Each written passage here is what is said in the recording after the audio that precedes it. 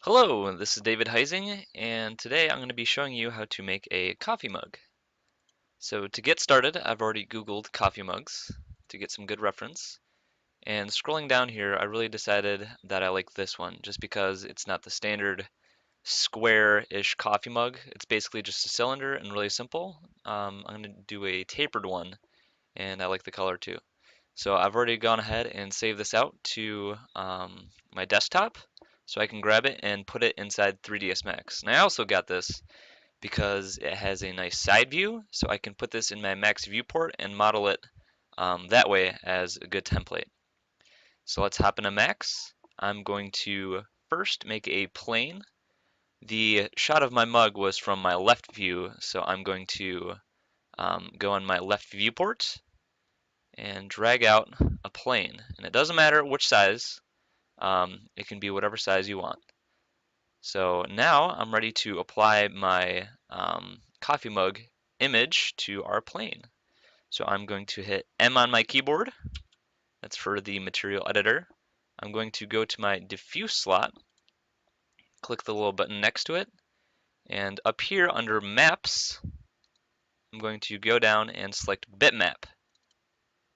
And now it's going to ask where do I search for, so I'm going to go to my coffee mug image, open it, and now we have our coffee mug material loaded in. Hopefully your material ball changes color. So now I'm going to apply it. Either I can drag and drop it on, or I can select my plane and hit this button to assign it. And now you notice that it's not showing up in our viewport, and that's because we haven't hit this button, and this will show our bitmap in our scene.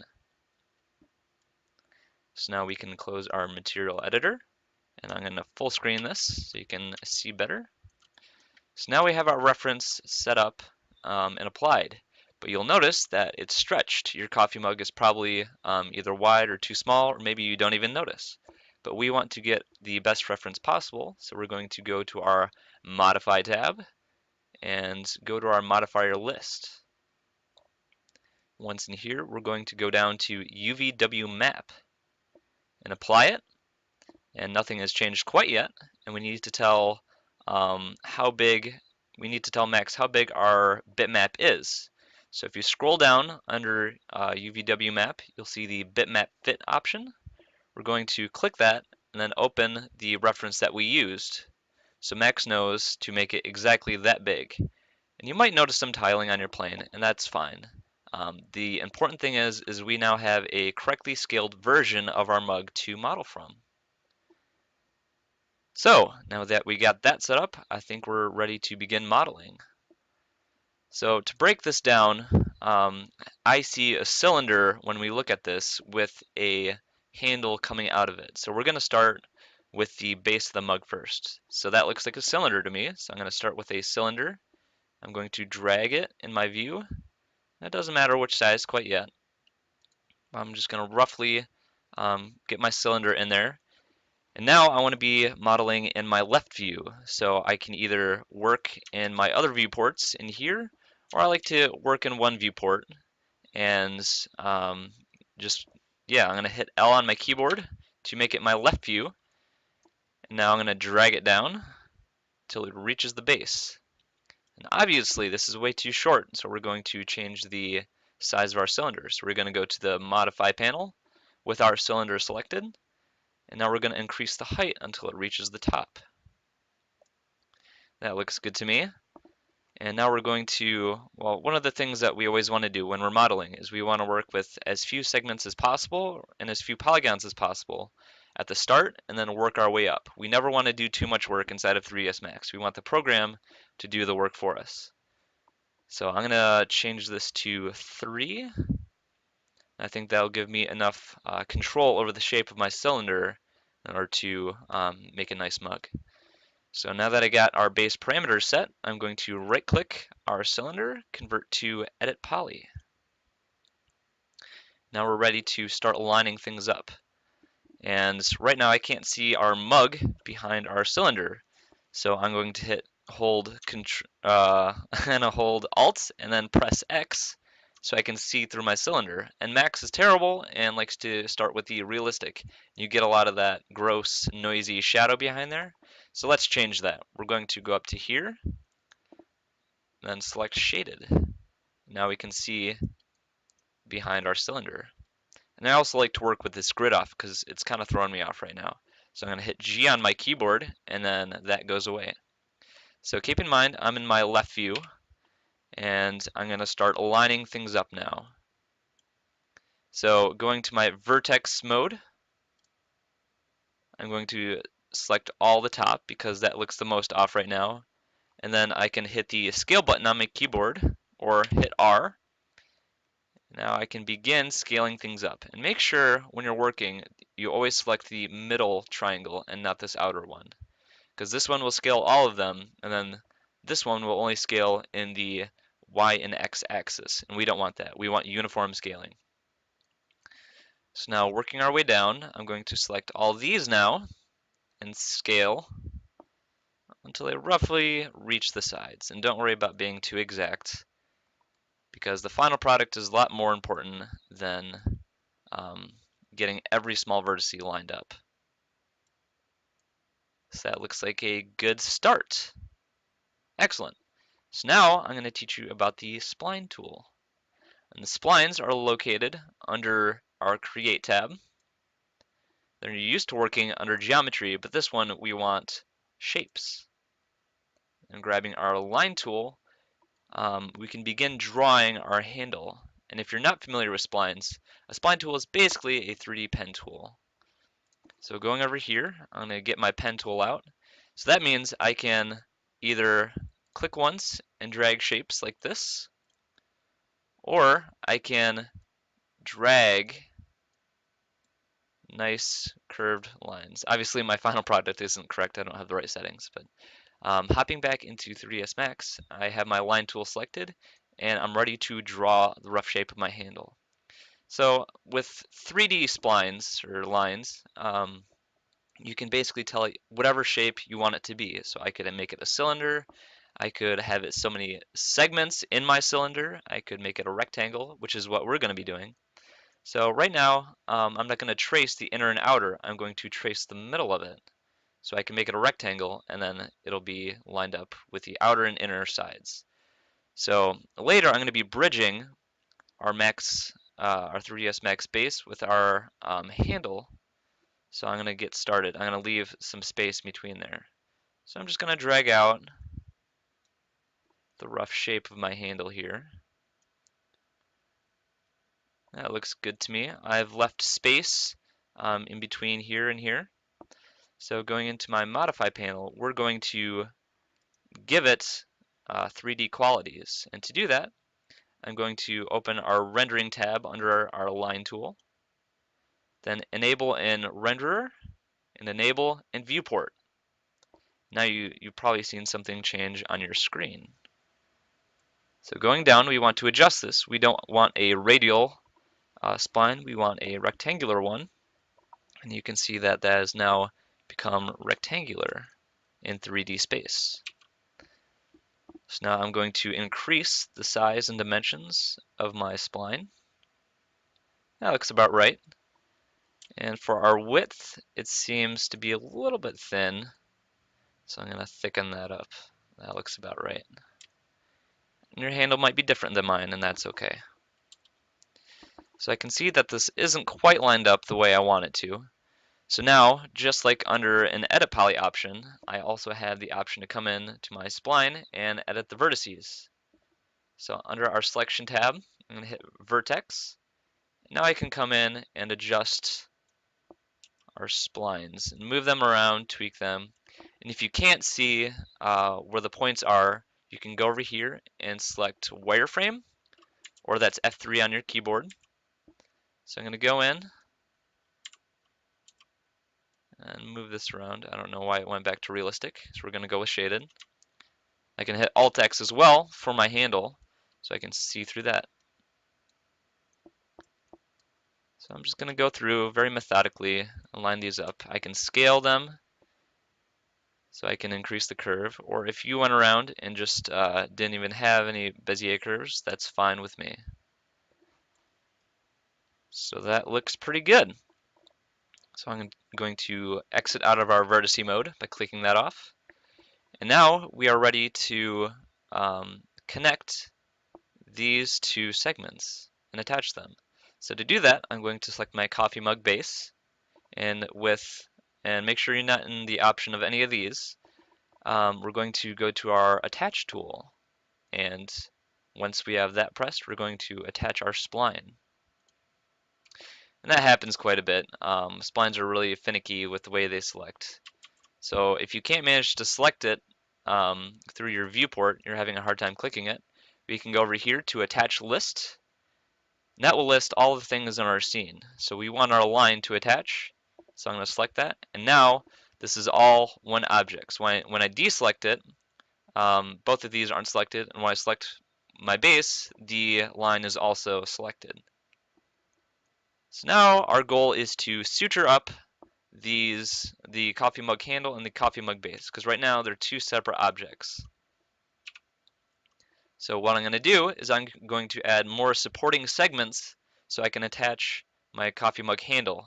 And I'm going to do that by lining up or creating a segment up for the top and also for the bottom, because we're working with uh, rectangles and those have four sides. So we need a four-sided base on our coffee mug for our line to hook up to. Think of a hose connecting to another hose, and you need the exact, roughly the same size in order to get it to work. So to do that, I have my object selected. I'm going to go into edge mode. And now I can either select all the vertical segments of my coffee mug by dragging and selecting, or I can select one of these and tell 3ds Max to ring it, and that will select all of them for me. So now that I have those selected, I'm going to go up into settings right next to connect. And now it will preview the segment that you're going to be connecting. And if you click off of it, it doesn't know what to connect it in between. Like this line that it creates isn't real yet because you haven't hit the OK button. So now we're going to adjust where it is, and we're just lining it up with the top, and then we're going to make another one for the bottom. So this one looks roughly lined up with the top, and it doesn't have to be exact. So now I'm going to hit the OK button. And now this is a real line, so I can drag it and move it up and down. So I'm going to undo that. Now I'm going to do the same thing with these segments. So selecting one, I'm going to hit ring. And going up, I'm going to hit the box next to connect. Now I can move that up roughly to the bottom. That looks okay to me. Now I'm going to do that with the bottom. So selecting one, ring, connect. That looks pretty good already. Now, because this has a rounded tapered edge, I'm going to actually scale this. Your coffee mug might not need it, but I'm going to do that ahead of time. And now I'm going to hit ring again for these segments, going into connect. That also looks good. And I'm just going to scale it to give it that rounded coffee mug feel. So now we have prepared a landing zone for our spline to attach to our coffee mug base. So now we need to delete or make an opening for it. So I can't quite see all that's going on in my mug. So I'm going to hit Alt-X to make it non-transparent. Then I'm going to isolate it so I don't have the plane in the background. So I'm going to right-click my coffee mug base. Then we're going to go to Isolate Selection. And a shortcut for that is Alt-Q. And then whenever you want to leave your isolated selection, you're just going to hit this and you'll get everything back. So once again, I'm going to right click, go into Isolate Selection. So it's only showing my object. And then under Edit Poly, I'm going to go into my polygon mode and select the polygon where it's going to attach to. Delete it. And also for the bottom, and then delete that. Now we also have polygons on our spline. So I'm going to delete this. I'm going to leave these because I want to show you what happens when you try and bridge something when there's polygons onto it. So going into my edge mode of my edit poly, I can begin bridging these. So we're going to teach you the bridge tool. So select the two lines that you want to bridge between. So I want to bridge these two. So over here, right next to connect, there is a bridge tool. So I'm just going to click that, not the box next to it, the actual bridge button. And that has bridged and made a polygon between my two segments. So once again, methodically, we're going to go around all four sides of our coffee mug handle and bridge them.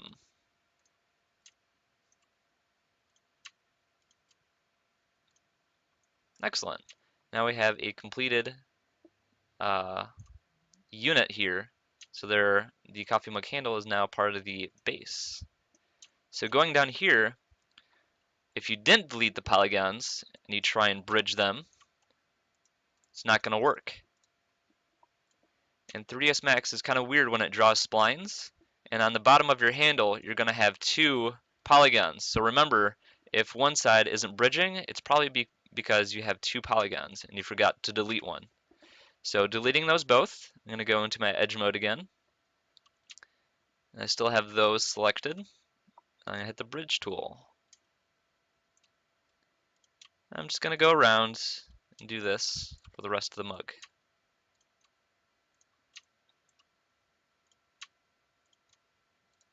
Excellent. Now we have a completed handle. And then I won't do it now, but I expect you guys to go in and fine tune and just make this a better connection by going in and adjusting a few points. Like that. That looks pretty good. And now you can't drink out of it, so we're still in edit poly. I'm going to go to my polygon mode and then delete the top of my mug so now I can see in it. So you notice that we have a very thin, um, there's no depth to our mug because they're only one polygon. When you render it, it's only going to show this side and you're going to be able to see through your mug, and we don't want that, obviously. So to fix that, we're going to go into our edit poly, or a modifier list, excuse me. We're going to scroll down until we find shell. And then shell adds thickness to your mug. So I was quite happy with the outside amount of my mug because we lined it up to the outside of it. So I'm going to lower that to 0. Now just clicking and dragging, I'm going to add depth to the inside of my mug. And that looks okay. So I think that's my finished product for my mug. Looks pretty decently realistic, a little bit blocky, but you can always add a turbo smooth to it. And you can always go in and fix the bottom, but that's how you make a mug. So the other way I'm going to teach you is using splines, making a coffee mug out of splines. So I'm going to either hide my mug or delete it. So I'm going to hide that, and remember we're in isolation mode, so we're going to end isolation to get our reference back. So now if we want to make this out of splines, I'm going to go back to my create panel, go back to my line tool. Now because 3ds Max remembers the settings that we drew our handle with, it will remember that we want it to enable in render and enable in viewport. So if I draw now, it's going to be all blocky and chunky, like this, because it still has all the settings. So I'm going to exit out of that, delete it. I'm going to tick these off so I can see through my line. So in the future, I'm going to be using the lathe modifier to spin my spline around and make physical geometry for my mug. And that works. Think of a pop maker when they have the spinning circle that they're working the clay with. That's basically how the lathe tool works. So I'm going to imagine there's a center point to my mug. So I'm going to begin at the bottom, around the center, and then start to trace the outline of my shape like this.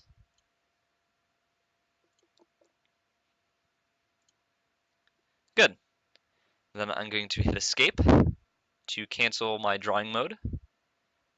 And now, like I was mentioning earlier, we're going to head over to our modify tab with our line selected.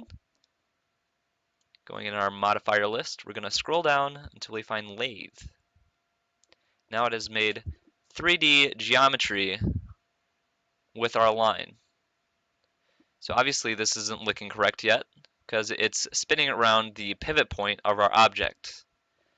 So to fix this, we're going to open up our lathe tool, expand where we want it to rotate around, and select our axis. Now, if we have move selected, we can begin to drag this in our center. And remember, it's rotating around this very center point. So we want it to center in the center of our mug. Makes sense, right? So now that looks pretty good to me. So we're going to cancel out of this. And like before, we're ready to draw the handle of our mug. So it's the same process as before. I'm making sure I'm in my left view. Going over to create, making sure our shapes is selected, and going to our line tool. I'm going a little bit faster, but now I can start to draw things out. And this time, I'm just not going to click and drag. I'm going to make points. And remembering to leave space in between my mug and my handle. I'm going to hit escape to cancel our drawing mode. Going into modify, we need to give it depth again. Enable and render, enable and viewport. It already has rectangular selected. We don't want radial. Here's rectangular.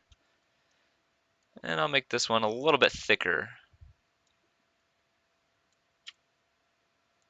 That looks okay.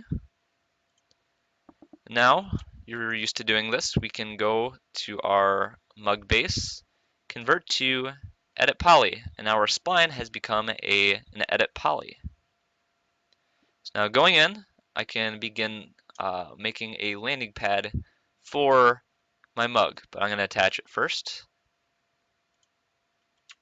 Once again, I'm going to go into my attach list, find my line, attach it, and I'm going to isolate it because I can't quite see what's going on. So right click, isolate selection, and there we go. And now, looking straight on, I can see that my mug handle isn't going to have, it's right between two polygons that I want to attach it to. So I'm going to fix this by going into my polygon mode, then going in and selecting the polygons that I want to rotate and fix. Or because these are two separate objects and they're not combined yet, I can select my element mode and click the object that I want to rotate. So I want to rotate my mug. I'm just going to rotate it until I get a nice opening so I can suture these up. So that looks alright to me. And then if you don't have a good place to make a hole for your handle, you can tweak the segments in here by either, like we did with our first mug, going in and ringing it and then connecting it. Or for this one, I feel like I have enough polygons ready, so I'm just going to move this one up a little bit. And I add another segment down here, so selecting that, hitting ring, going to connect, and I'm just going to lower that. Instead of going in and clicking very slowly, I'm just holding my mouse button down and dragging it up and down. So that looks good. I'm going to tweak this one a little bit. I'm not quite happy with that.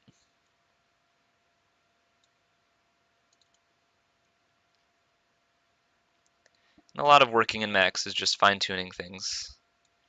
There's nothing wrong with that. Okay.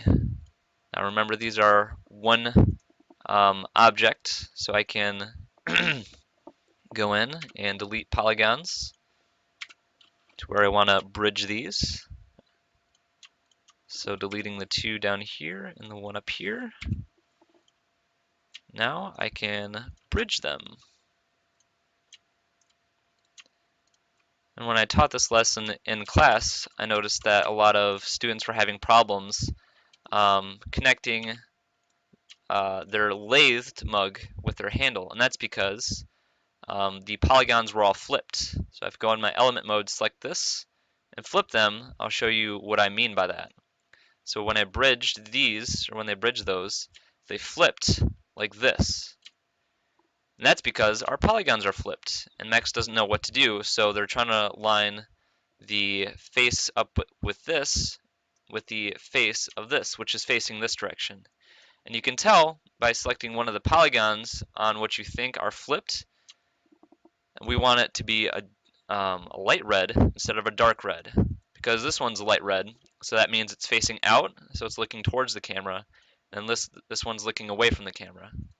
So I'm going to delete this abomination, go in and hit our element tool, select it. Now we can flip it, flip all the polygons at once, so they're all facing out now.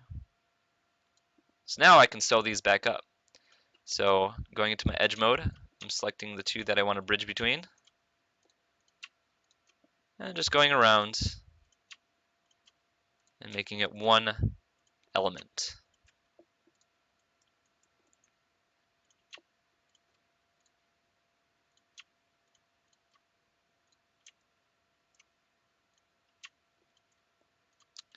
And it looks like I got a little bit too close with my segment here, and there's a little bit of pinching going on.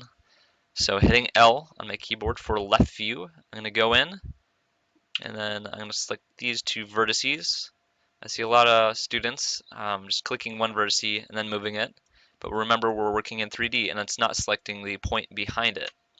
So I'm going to undo that, select both of these, and I can move them back.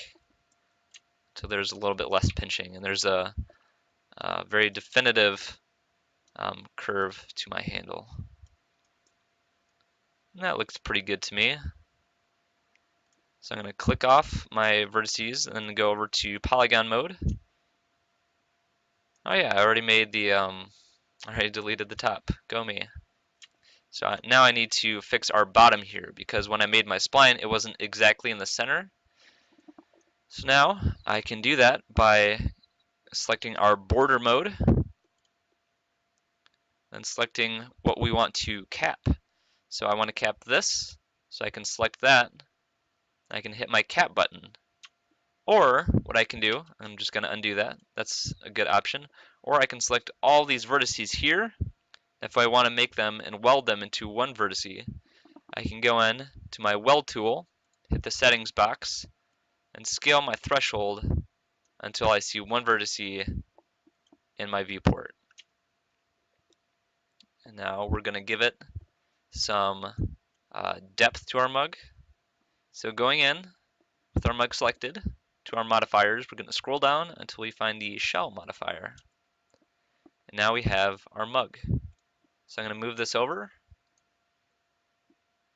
and unhide our first mug. And there you have it. Those are our two mugs. And I see right now that this one's kind of funky looking. It's a little bit more jagged than this one. That's because of smoothing groups. So you don't have to do this, but I think I will just because I can be a little bit perfectionistic. I'm going to turn off my shell, go into my edit poly, go into my polygon mode, and select all my polygons. Then I'm going to hit clear all under my polygon smoothing groups, auto smooth. Now what 3ds Max has gone in and done is smoothed all my polygons. So getting out of my polygon selection mode and clicking on shell again,